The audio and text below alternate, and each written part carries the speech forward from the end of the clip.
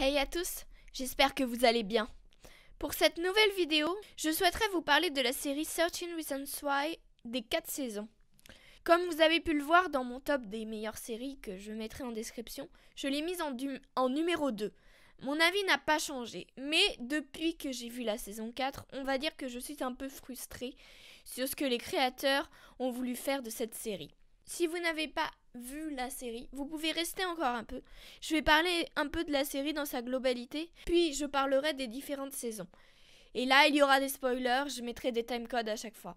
Et puis, à la fin de vidéo, je reparlerai de la série plus globalement, donc vous pouvez aller directement là si vous voulez. Anna, je te ferai jamais de mal.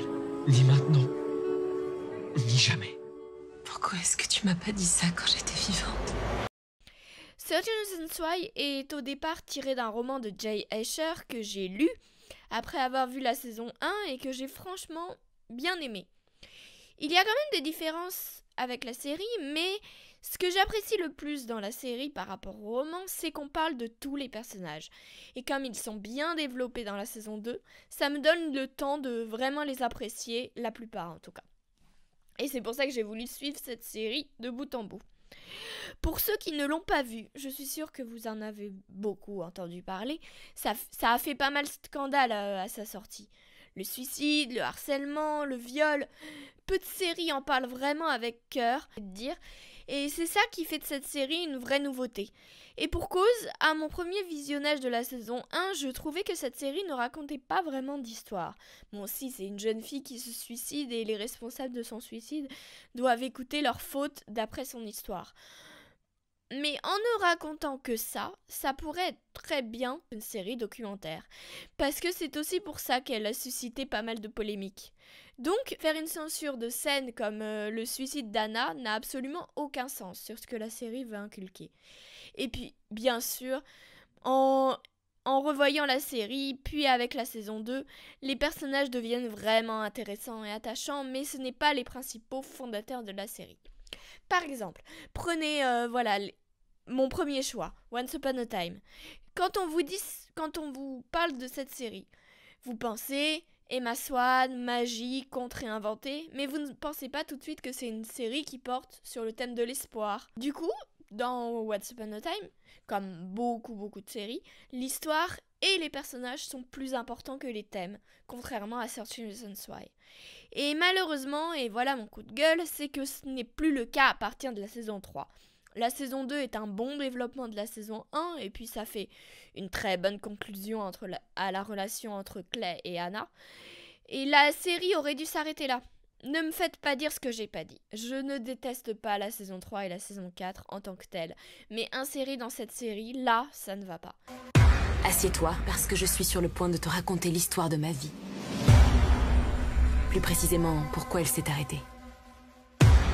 Et si tu écoutes cette cassette, c'est que tu n'y es pas pour rien.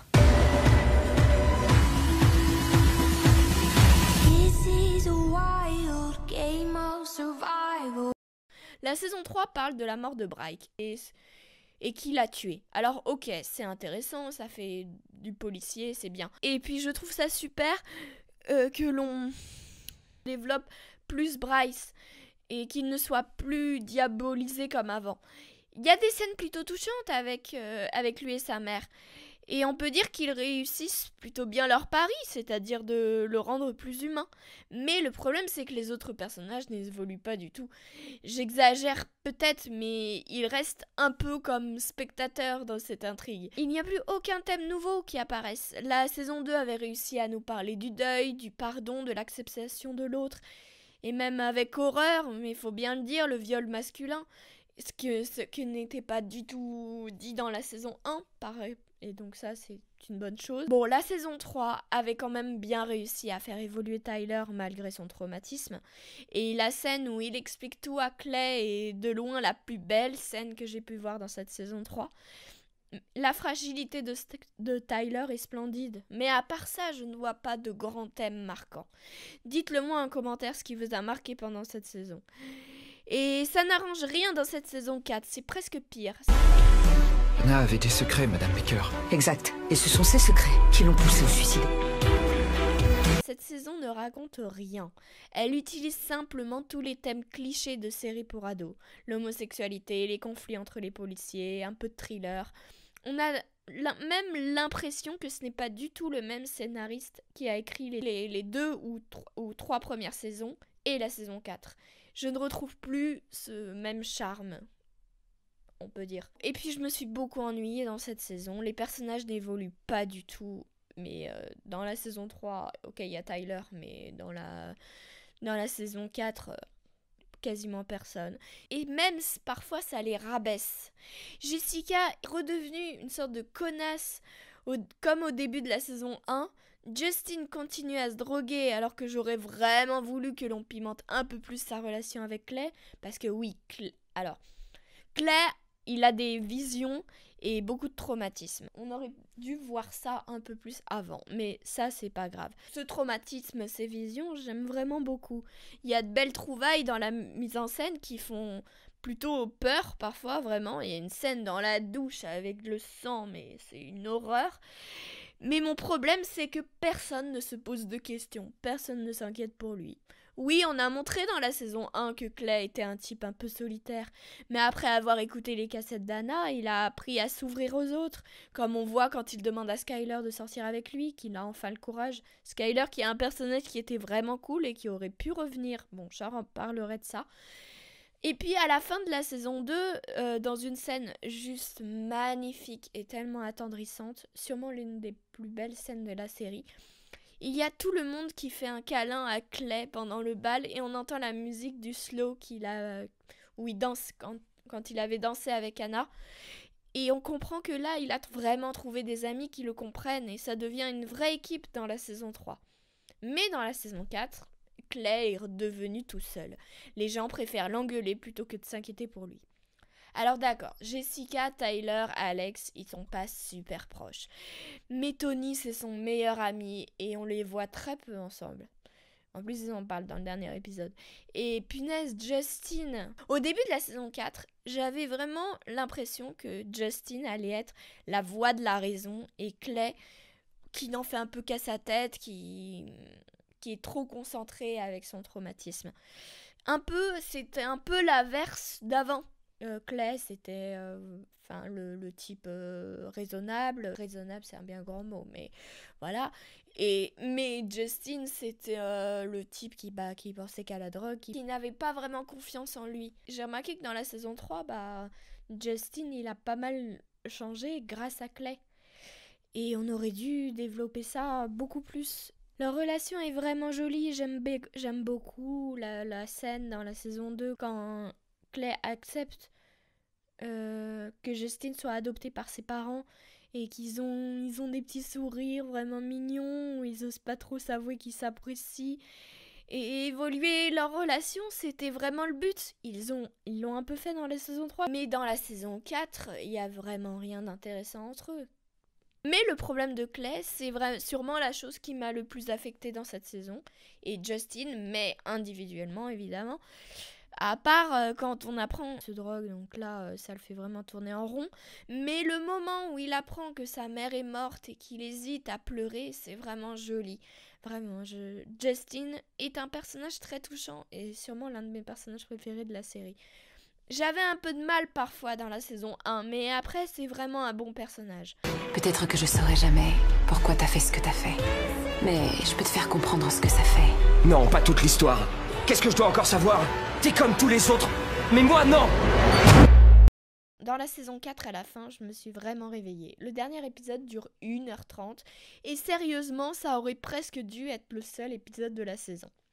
En gros, cette saison parle de la vengeance de Winston pour Monty. Je trouve ça pas mal sur le principe, mais le truc, c'est que ces deux personnages, on s'en fout un peu parce qu'ils sont pas super développés dans la série. Ils sont développés juste un épisode et demi dans la saison 3. Et Montgomery, il apparaissait à peine dans la saison 1 et dans la saison 2. On se souvient de lui pour ce qu'il a fait à Tyler, bien sûr. C'est un peu un sous-Bryce. Donc, j'aurais vraiment voulu qu'on le développe un peu plus. Le segment d'Alex est au début plutôt intéressant. Celui qui se recherche sexuellement quand il commence à embrasser Zach. Et ça, j'aurais voulu que ça dure, vraiment. On les revoit que très peu ensemble. Après, alors que dans la saison 2 et 3, ils étaient toujours ensemble. On sentait une petite relation de bromance presque romantique entre les deux. J'aimais beaucoup. Et Alex va vite voir ailleurs avec Winston, puis Charlie, qui comme par hasard est gay. Donc c'est un peu chiant au bout d'un moment. Comme ma vidéo est déjà assez longue, je vais parler rapidement des personnages. D'abord, les nouveaux. Pas grand chose à dire, ils sont quasi tous inutiles. Annie ne sert à rien, même dans la saison 3, elle joue le rôle de spectatrice et sur le papier c'est intéressant, mais pas aux 3/4 de la série quoi. Dans la saison 2, ok, mais là non. Et le fait qu'elle ait envie de rendre Bryce gentil, c'est bien quand on le voit, mais à la résolution de fin, ça ne sert à rien. Et puis dans la saison 4, on en reparle à peine. On la voit, on voit une scène avec sa mère et avec la mère de Bryce et j'ai plutôt bien apprécié, mais c'est tout quoi. Et puis les nouveaux partis, Charlie ou le mec de Jessica, je sais plus son nom, mais vraiment je m'en fiche. Ils m'ont pas intéressé plus que ça. Winston, je l'ai dit, je suis un peu partagée. Après, il y a la sœur de Montgomery, dont je crois on n'en a jamais entendu parler. Je la trouve plutôt adorable et mignonne. Elle ne défend pas son frère et en même temps, elle cherche un peu la vérité. J'ai bien aimé et son petit couple avec Tyler est pas mal du tout. Il y a des personnages dans la saison 1 et 2 qui ont complètement disparu et qu'on aurait vraiment voulu revoir. Même ceux qu'on n'aimait pas forcément, comme Courtney, Ryan, Skyler, l'ami de Jessica ou encore Sherry.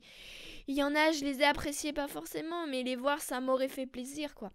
C'est comme Chloé, par exemple. J'étais contente qu'elle revienne parfois dans la saison 4. Elle avait une amitié avec Zach qui était très mignonne, et c'est une femme qui arrive plutôt bien à se libérer de Bryce, et j'ai beaucoup apprécié également. Si une seule chose s'était passée différemment à un moment donné, alors peut-être que rien de tout ça ne serait arrivé. En ce qui concerne les personnages principaux, j'aime vraiment beaucoup Anna. Quand on reparle d'elle dans les dernières saisons, ça me donne toujours ça me touche beaucoup. Catherine Langford mériterait d'avoir plus de rôles comme ça. Un rôle de femme sensible avec qui on ressent vraiment le désarroi, les doutes. On la comprend parfaitement. Il reste plus personne sur qui je peux compter. Je vais devoir régler ça moi-même. Non, t'es pas obligé. Y a personne qui va lui rendre justice. Pousse-toi!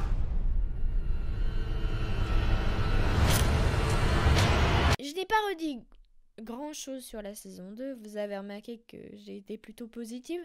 Mais mon principal souci dans cette saison, c'est que Anna est vue comme la femme qui a été en couple avec tout le monde.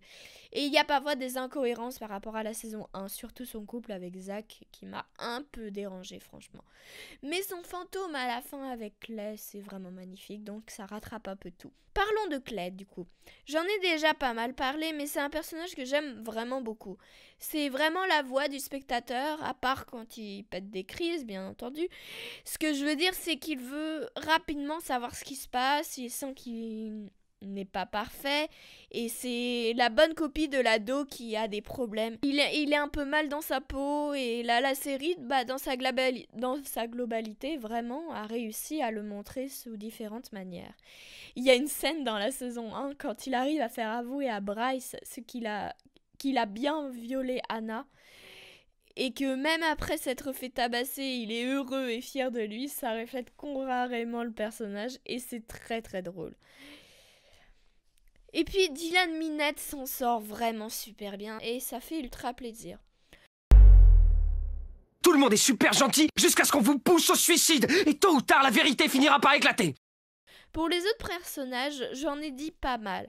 Oui, j'ai été déçue par Jessica dans la saison 4 parce qu'elle se remet beaucoup trop vite déjà de son viol puis de la mort de Bryce. Même s'il le hante, ça c'est pas non plus super clair, mais bon. Parce que ça arrive très peu de fois. Et puis, oui, son couple avec le mec de l'équipe de football, là, puis sa liaison avec Justin, ça fait beaucoup trop surfait. Mais son déchirement dans la saison 1 et 2 la rend ultra intéressante, et c'est intéressant de voir comment ça se passe après un viol. Horrible de dire ça, mais c'est intéressant de voir comment on peut vivre ce genre de traumatisme. Et dans la saison 2, c'est ultra bien développé, je trouve. Pour finir, alors oui, j'ai parlé de très bons acteurs comme Catherine Langford, Dylan Minnette ou même Brandon Flynn pour le rôle de Justin, qui m'a plutôt impressionné dans la dernière saison, mais l'acteur le plus incroyable, et vraiment, on adore le détester, c'est Justin Prentice, alias Bryce. C'est un acteur assez jeune en plus, mais il arrive à montrer un putain de charisme de dingue. Il est imposant, sarcastique, et dans la saison 3, l'acteur arrive à le rendre bien plus humain. Et ça, c'est assez incroyable. Bon, cette vidéo est beaucoup trop longue, je suis désolée. Pour ceux qui ont fait attention au timecode et qui n'ont pas vu la série, je vous conseille de regarder la première ou les 2 premières saisons. Ce sont elles 2 que je n'oublierai pas parce que je ne veux pas voir cette série comme pas très bonne à cause des 2 dernières saisons, car la première saison est quand même un petit chef-d'œuvre et il faut juger la série uniquement avec celle-ci et voir les autres comme des genres de compléments avec plus la 2 que les 2 autres. Bref, je vais m'arrêter là, je n'arrive pas à m'arrêter. J'ai sûrement même oublié des choses, mais je vous attends avec joie en commentaire. J'espère que vous avez aimé la vidéo. Il est possible que je fasse un peu la même chose pour Dark. Bon, ce sera pas du tout les mêmes impressions, rien à voir. Du coup, n'hésitez pas à vous abonner. Prenez soin de vous. Ciao. Je ne saurai peut-être jamais pourquoi vous avez fait ce que vous avez fait. Mais je peux vous faire comprendre ce que j'ai ressenti. Si vous voulez connaître la vérité, appuyez sur lecture.